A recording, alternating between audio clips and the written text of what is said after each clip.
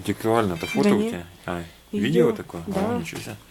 Да, Такое по-моему, видео. у тебя, блин. Ну вот, короче говоря, свечку, как я показывал уже, да, вот она такая, коричневая нога, светло-коричневая. Даже, по-моему, немного светловатый лучше.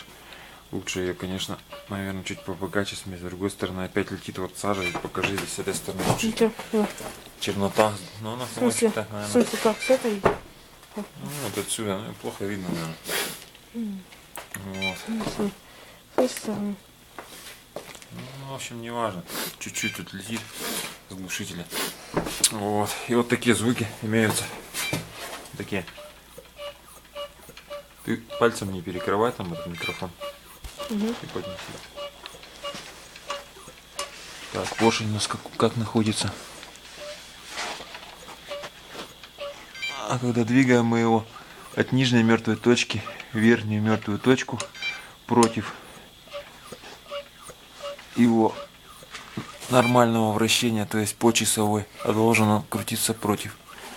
Вот такие. Непонятно. А нет, и в эту сторону тоже есть. И по против часовой тоже. Вот. Как не смазанные старые качели. Скрип какой-то.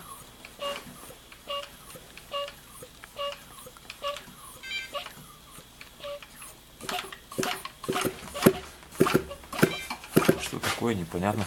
То ли воздух выходит, то ли на самом деле какая-то железка. Но на движке РГЦФ, да, РЦ или РС, ГФ или GF 26.